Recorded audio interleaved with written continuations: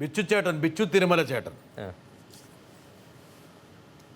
ഔസേപ്പച്ചനെ കുറിച്ച് പറഞ്ഞൊരു കാര്യമുണ്ട്. ഒരുപക്ഷെ ഔസേപ്പച്ചൻ ഇപ്പോൾ കാണിക്കുന്ന ഒരു കാർക്കശ്യഭാവത്തിൻ്റെ ഒരു പ്രതിഫലനമായിരിക്കാം ബിച്ചു ചേട്ടൻ്റെ വാക്കിൽ വരുന്നത്. ഒരു വിധത്തിലുള്ള എല്ലാ തരം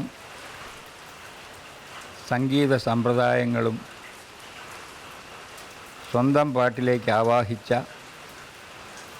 ഒരു വലിയ സംഗീതജ്ഞനാണ് ഔസേപ്പച്ചനെന്ന് എനിക്ക് പലപ്പോഴും തോന്നിയിട്ടുണ്ട്. ഇതൊക്കെ വശമാക്കിയ ഔസേപ്പച്ചൻ എന്തുകൊണ്ട് ഒരു സംഗീത മോഷണം നടത്തിയില്ല? ഇന്നിപ്പോൾ സംഗീത മോഷണമാണല്ലോ പ്രധാന ചർച്ചാ വിഷയം. അത് എന്തുകൊണ്ട് സാധിച്ചില്ല? ബിച്ചു തിരുമല പറയണു അദ്ദേഹത്തിൻ്റെ ഒരു അത്ഭുതമായിരിക്കുകയാണ്. അതായത് ഔസേപ്പച്ചനൊന്നും മോഷ്ടിച്ചിട്ടില്ലോ, എന്തുകൊണ്ട് മോഷ്ടിച്ചില്ല? അത് ശരിയാണ്. ഔസേപ്പച്ച മോഷ്ടിച്ചിട്ടില്ല, ഇല്ല. പക്ഷേ ഒരു സാഹചര്യത്തിൽ നമുക്ക് ചില കാര്യങ്ങൾ എൻ്റെ ഒരു പടത്തിൽ ഞാൻ പറയാമല്ലോ, അത് എല്ലാവർക്കും അറിയാവുന്ന പാട്ടാണ്. മേഘം എന്ന പടത്തിൽ അങ്ങനെ ഒരു എന്താണ് വളരെ നിർബന്ധപൂർവം ഒരു ലൈൻ, ഒറ്റ ലൈൻ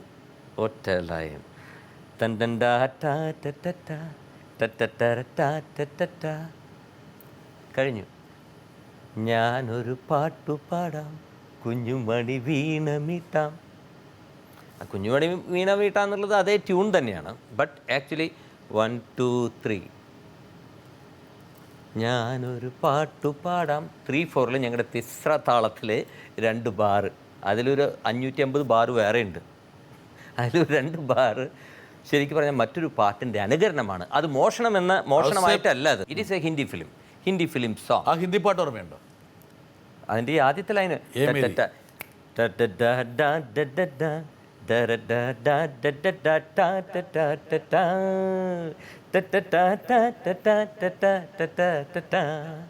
ഞാനൊരു പാട്ടു പാടാം, കുഞ്ഞുമണി വീണമിട്ട പാട്ടു കേട്ടു പൂവാലാട്ടും നാട്ടുമൈനെ നീ അറിഞ്ഞു ഇനി മുള്ളം കാടുകളിൽ തെരഞ്ഞ് ഞാമെൻ്റെ തെരഞ്ഞ് തത്തിയ താന.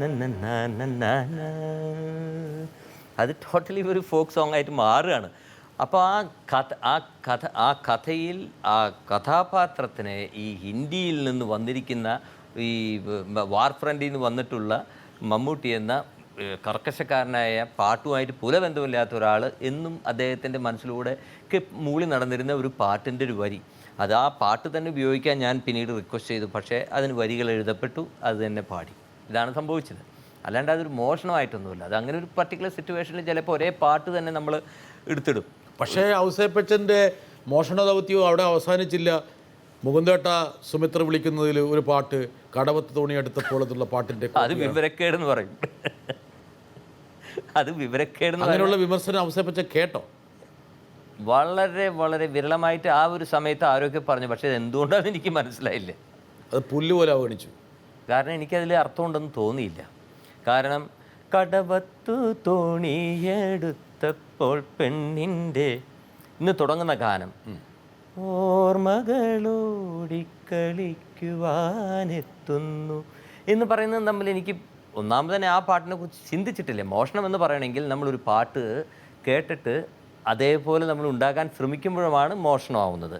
ഇത് നമ്മൾ കിട്ടുന്ന അതും വരികൾ എഴുതിയിട്ടുള്ളതാണ്. ഷിബു ചക്രവർത്തി എഴുതി തന്ന വരിയാണ്. ഓർമ്മകൾ ഓടിക്കളിക്കുന്നു മുറ്റത്തെ ചക്രമാവിൻ ചുവട്ടിൽ. അതിനൊരു ഈണം കൊടുക്കുക, അത് ആ പാട്ടിൻ്റെ വരികളിലുണ്ടായ ഈണം.